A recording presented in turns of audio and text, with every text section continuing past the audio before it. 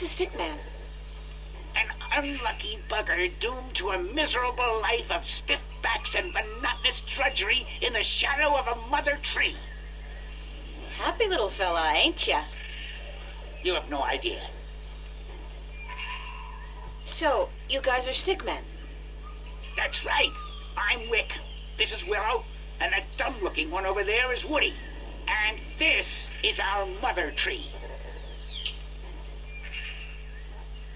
What's a mother tree? What do you mean, what's a mother tree? It's a mother tree. How difficult can it be? It's our mother, and it's a tree. It's a mother tree. What do stickmen do? What do we do? What do we do? What do you mean, what do we do?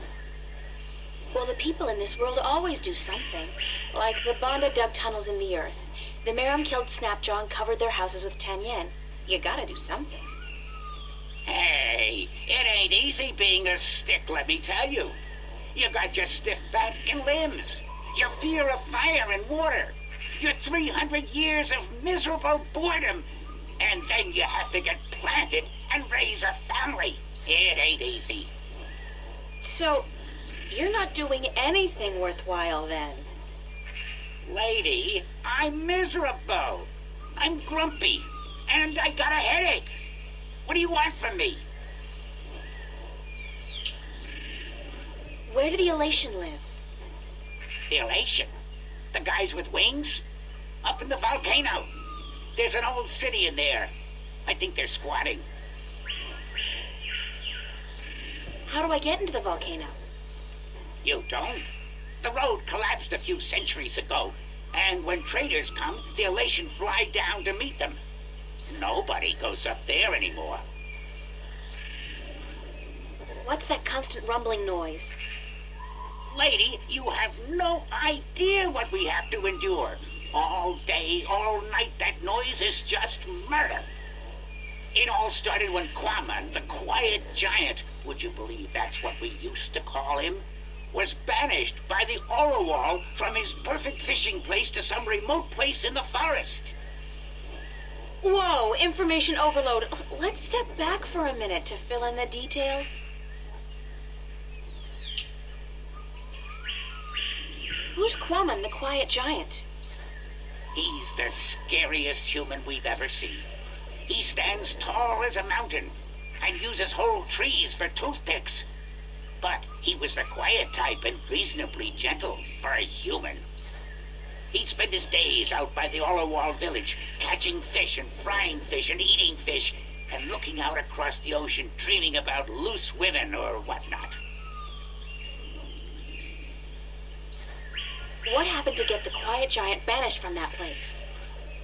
The Orowal got scared when he accidentally stepped on one of their young ones. He didn't do any real harm, but they banished him from their village nonetheless, and told him to go far into the forest. Who are the Orowal? They're the crab-like creatures who live down by the sea. They're nice people, if a little crabby, and it's hard to understand what they're saying half the time. Where's Quaman now? Somewhere in the forest east of here, we don't know where exactly. He went there to get as far away from the Orowal as possible. So what does all this have to do with the rumbling noise? I was getting to that. If you just let me get a word in edgewise. I just had some questions is all. Anyway, Quaman is the brooding type. And he takes everything so to heart, he got instantly depressed and went to sleep. And what is he doing now? Still sleeping. That's the problem. But how long ago was it that the Orowal banished him? The last full moon, nearly 30 sunsets passed. He's been sleeping for a month? He was depressed. What do you want, lady? Once I got so miserable I slept for 8 years. And let me tell you, those 8 years were the happiest of my life. How can you sleep for 8 years? With these morons around? I'm not even going to answer that question. No, really. 8 years? Us stickmen grow to be hundreds of years old. 8 years is nothing. But still, 8 years is almost half my life. You're a baby. When you grow up, you'll understand. I still don't understand what this has to do with the rumbling noise. See that statue over there? Sure. What's up with that?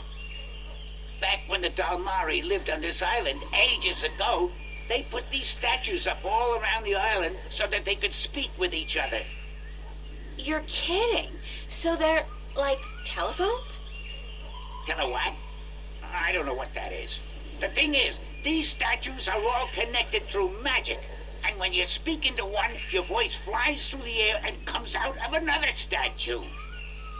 But I still don't understand. You saw the big head up by the mountain? Yes? That's the one they use to talk to everyone on the island, to warn people of storms or to hold evening prayer. It's connected to the statues as well. And Quaman is sleeping right next to a statue's ear. I get it. Resonance. He's snoring and the deep bass reverberating through the loudspeaker, the big head, causes a resonance that vibrates the entire island. But can't you just wake him up? We don't know where he is. We're not much for exploring this forest. There's water and fire and monkeys. Monkeys like to play with sticks. We don't like monkeys. But can't you just, well, send your voice to his statue to wake him up? There are 4 problems with that. Number 1, all the statues have an assigned symbol, an identifying mark, but we don't know which his is. Second, most of the statues are broken in some way or another. What do you mean?